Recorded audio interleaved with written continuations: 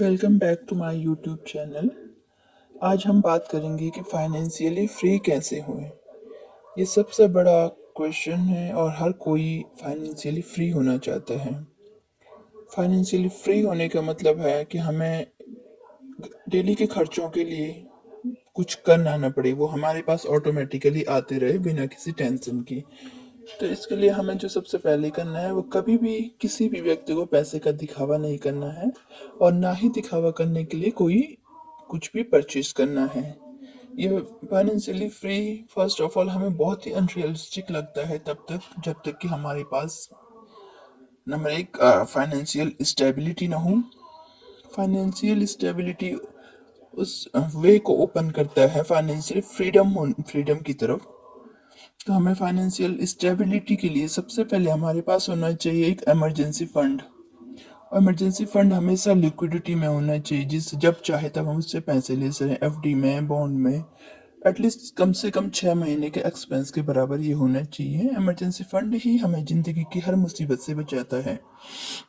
इसको हम दो तरीके से क्रिएट कर सकते हैं। एक तो हम अपनी सैलरी से थोड़ा थोड़ा पैसा अमाउंट करके एक फंड बनाए जिसमें इमरजेंसी फंड हो, या फिर हमें हमारे पास कभी कोई पैसा बल्क में आता है तो उसको हम बिना सोचे समझे कहीं एफडी में रख दें इमरजेंसी फंड के रूप में, ताकि ये हमारे समय पे काम आ सके। इससे हमें कोई भी लाइबिलिटीज बाय नहीं करना है। इसके बाद हमें फाइनेंशियल सेफ्टी चाहिए। फाइनेंशियल सेफ्टी के लिए हमें चाहिए एक टर्म इंश्योरेंस और एक हेल्थ इंश्योरेंस।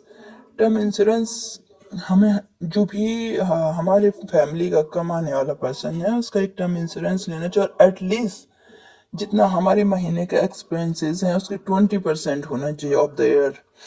इतना हमारे पास टर्म इंश्योरेंस होना चाहिए।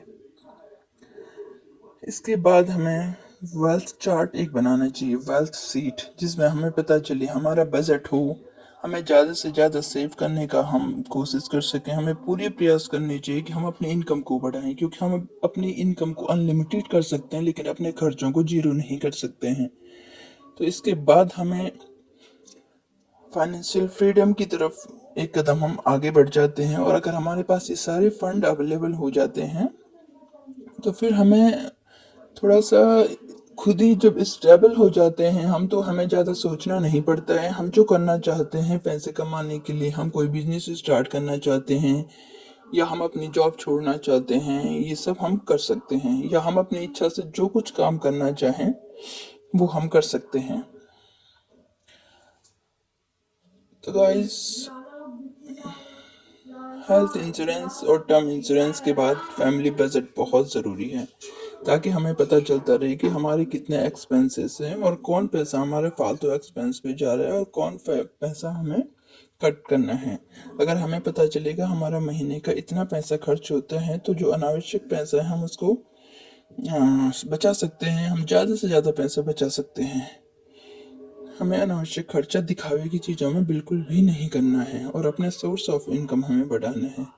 इसके बाद गाइज एटलीस्ट हमारे पास 2-3 सोर्स ऑफ इनकम जरूर होने चाहिए, और हमें अपने source of income as a passive income source हमारे पास होने चाहिए।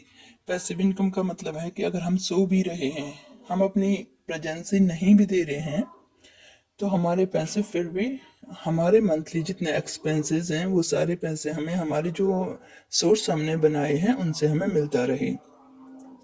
तो गाइस, उसके बाद अपना इस पे कभी दूसरे दिन बनाएंगे वीडियो पैसिव इनकम आइडियाज़ पे। तो एटलीस्ट अपने पास सैलरी के अलावा 2 सोर्स ऑफ इनकम होना चाहिए, ताकि किसी भी कंडीशन में, चाहे जॉब जाए रहे, बिजनेस बंद हो जाए या जो भी है, हमारे जो पैसिव इनकम आइडियाज़ हैं, पैसिव इनकम सोर्स हैं, वो हमको पैसा देते रहें जितने हमारे एक्सपेंस है, हमें उसकी टेंशन न लेने पड़ी। अगर हमारे पास फाइनेंशियल स्टेबिलिटी होगा, इमरजेंसी फंड होगा, फाइनेंशियल सेफ्टी होगी, तो गाइज हमें बिल्कुल भी टेंशन लेने की ज़रूरत नहीं है, और हमारा जो पैसिव इनकम से पैसा आ रहा है उससे हम फाइनेंशियली फ्री हो जाएंगे। एटलीस्ट हमें ज़बरदस्ती कुछ काम ना करना पड़े। Thank you guys, like share and subscribe. Bye bye. Thank you.